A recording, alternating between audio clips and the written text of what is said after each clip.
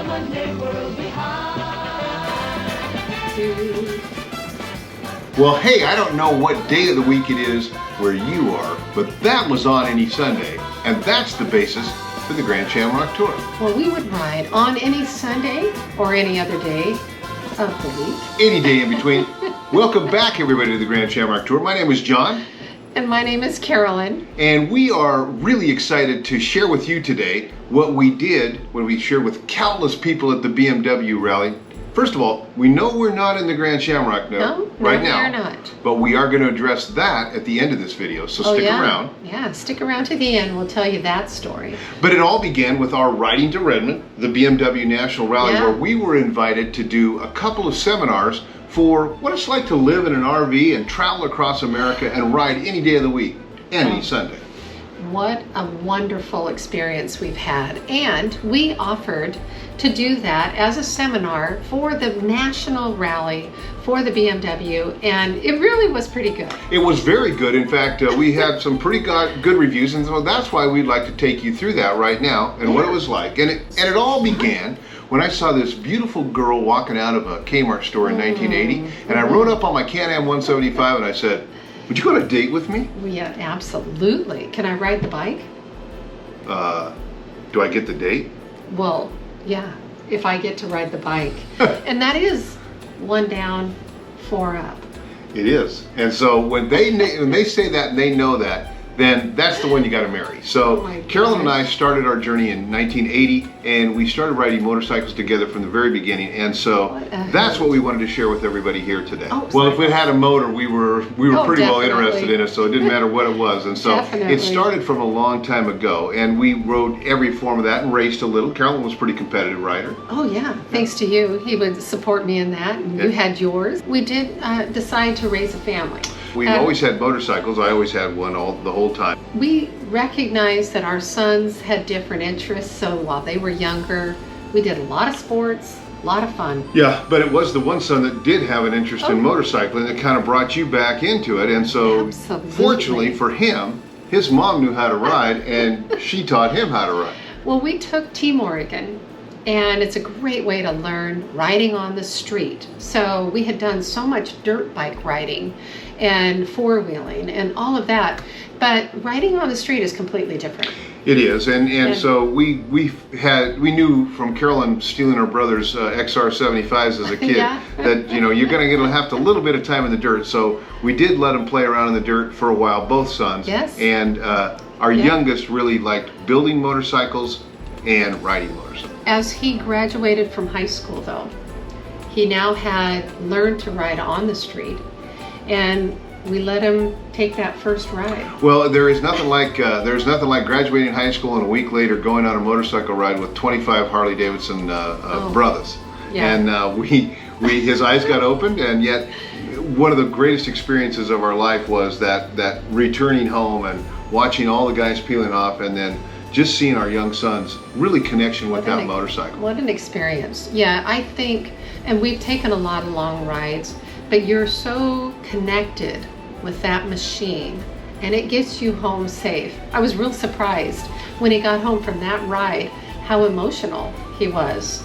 And it's just a relief to get home safe. Yeah, and fortunately, just the joys that you have. Fortunately, the people at the rally, when we presented there, they get that. They're all motorcyclists. Some of the guys had ridden for thousands and thousands of miles just to get to Redmond, and so they knew exactly what we were talking when we presented that. Oh, absolutely. They ride a lot. Right. Now, we did get a couple of BMWs. I had a BMW initially, and we started these rides for longer. From Oregon to Montana was a couple thousand miles. Right. Well, you were the one that brought us into the BMW realm, but Duncan was riding a Ninja and I was riding a Kawasaki, and we were having a good time. I still had the Harley. Always had the Harley in the garage. But we started those adventures, and that adventure riding was the basis for what we evolved into.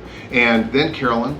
Oh, well, I got another motorcycle. Now, another BMW actually. So we went into that BMW, Hanson's, and what a wonderful crew they are.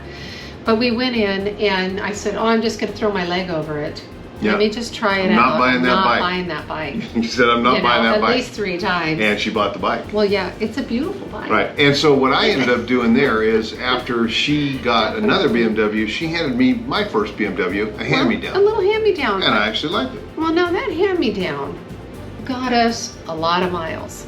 So what we decided to do was we used to read Roadrunner magazine.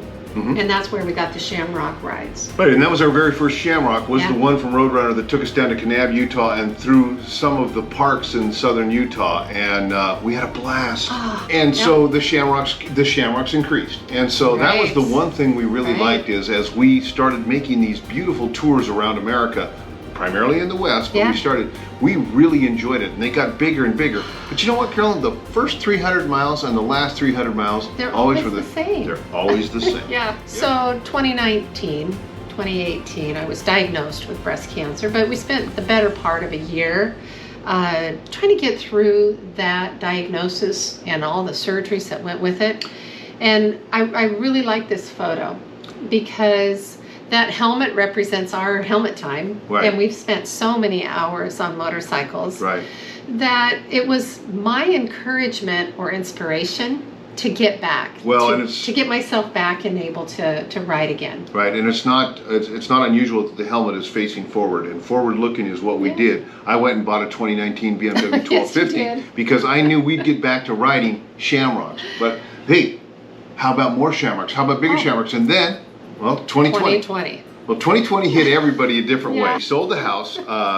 She came back and I said, "Are you ready for this?" I said, "I put a for sale sign in the yard," and so we did. We sold the house. We bought a beautiful RV that was a toy hauler, and then we started off for the West. First plan, that was good. So we went places that we had never gone before. Some you had gone.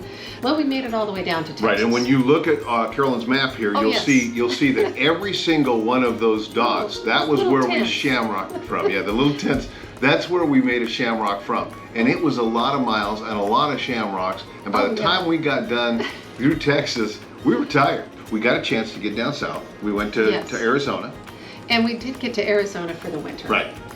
So most RVers, they do spend time in the winter. It's not the best time to travel. So you either go to someplace warm, Arizona, Florida, Texas, what have you. We chose Arizona, and thank goodness we did. We were tired. Well, we had some great rides out there. We had a really good time. But while we were there, we knew that this was going to be something we were going to do for a long time. Well, we better do it some more. But we decided to change it up and buy a bigger rig. So we went from a bumper pull, a 36-foot toy hauler bumper pull, to a 40-foot fifth wheel. Fifth wheel. Right. Momentum. Still being able to pull the bikes. And that was a game changer for us. All right. Second plan. Now we have a season. Yeah. So we did Route 66, and Route 66 was amazing and hard. And if you're riding with a very detail-oriented person, you will do every inch of Route 66. It's a good thing we had GSs. Yeah, because they did go everywhere. Right. But I figured we needed to get to the east. Why not take this? There was so much to see. Actually, there's too much to see on Route 66. There's so much. There's so much. It kind of goes over the same things along the way. But one of the nice things is we got a chance to get all the way up to Chicago, Illinois, and from there we went up to the UP. Oh, by the time we got to Chicago, it was time to take another break. Yeah. But while we're in the Upper Peninsula, we had a chance to kind of make a plan, take a break, reset. Yeah, and what we did there is we rested, we collected our thoughts, and we said, hey, we're all the way up here. Why don't we head down? So we did the next season was the UP and heading down, where we hit some of the most iconic motorcycle roads in America, whether it was the 555 in Ohio, out of Zanesville, or Tail of the Dragon. Now the tents have gotten a little less often, and so we learned to stay at least a week or two in each location, and that was very helpful. Which gave us an opportunity, right, to slow our roll, save some of the funds, because it can get expensive riding motorcycles every day. Yeah. Yeah. Well, thank goodness we don't ride every day, but we rode a lot. Yeah, we ended up getting all the way down to Florida, and like I said, all those roads we really wanted to see. But boy, we got down to Florida and it was beautiful. Well, it is, but the tail of the dragon, we talk about these roads that are fantastic. 318 curves in 11 miles. And Florida is 318 miles with just 11 curves. Yes, very straight, very straight. Very beautiful. Right. Oh, but a great place to plan the great next adventure. And so as we're doing this and we're learning how we want to travel, adventure travel, and do our shamrocks, we said, where are we going to go next? Yeah. Well, where are we going to go next? And how are we going to tell everybody that story? Well, we need to start telling this story. So that's where YouTube came in. So we started the YouTube channel down there in Florida with about 17 people, and we just what a hoot. we I really think it was enjoyed. 9. The 17 people are still watching, I hope. Maybe. Yeah. But we are. What a hoot. We've had so much fun. But we did make a next season. And that one was titled Mardi Gras to Maine. Because I always wanted to go to Mobile, Alabama and catch myself a moon pie. Well, and you did. Yeah. And I wanted to go to Maine. Right. And what a wonderful experience that was. Absolutely so beautiful. much We routed our own. history. Yeah. It was one of those places we had to find a route that was going to make sense, because we had to go into Indiana and do a little work, and then we wanted to go to Shenandoah and do some hiking. Oh, absolutely. And riding the Blue Ridge Parkway. So we got to Maine. Made it to Maine. We did. It took us. It was probably the best season of our life. It was just wonderful to get all the way through there and to get to Maine. And Maine was just a beautiful place to ride motorcycles. We rode from Kittery to Lubec. We rode every inch of that Maine coastline. Yeah. Who would have thought? But yeah, what a beautiful experience. We also got to spend some time New Hampshire, Maine area with our son. Yeah, we have a son in the Northeast. His girlfriend. Yeah. But with motorcycling and travel, you got to keep moving. We did decide to return to Oregon. Well, our bikes had 45,000 miles, 45,000 miles on the bikes in this journey, and so we thought, well, let's go back to Oregon. We'll back to Hanson's. We'll get a couple of new bikes, and on the way back, he called me and said, "Hey, I'm closing down the business. I won't be there when you get here." So we ended up buying the new 310s from the dealership, the Cascade Moto. Yeah. We have those bikes that we used in the rally here, and the training we used the 310s. Well, we were able to take some training in the dirt, and that training was fantastic. It was really good. Well, go back an episode and you'll see what we did. It's a little bit more leaning towards the bikes that we have. Yeah. And so we made it. We've done this for 3 years now. We've had this great adventure, and again, thousands of miles. We're sitting in a hotel room right now because we have some things to address. But why do we ride? Well, one question I have for you is, what is it that makes you want to ride? Well, or why did we even start this journey? It's always been about that sense of discovery and adventure, and motorcycles enable you to do that. I mean, there's no more sensory load than with just handlebars in your head and what you're doing. And for me, people ask me, why would you go and travel around the country? And I said, well, for one word, fireflies. I had never seen fireflies. I'm nearly a 60-year-old man, and I'd never seen that or had that experience. Neither had I. And that first night, Carthage, Missouri, it was magical. It really was. It changed us, and it was such a wonderful, eye-opening experience. Right, and we recognize, as well as so many. Yeah, and we recognize that we've had the opportunity to travel everywhere, but until you actually been someplace and been present in that, you just don't know what you're missing out on. Yeah, John, we've learned so much along the way.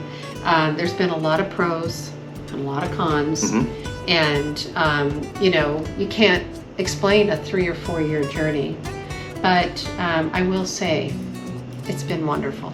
It has been really amazing. And so with that, we want you to know that as we changed up our motorcycles, we're also going to change up how we plan on approaching the next season of the Grand Shamrock Tour. Well, then I guess we'll stay tuned. Yeah, you'll want to join us because we have made some changes, some very, very dramatic changes that we're so excited about, and we think you will be too. But that's for the next episode. And on that note, travel safe. And we'll see you out on the road.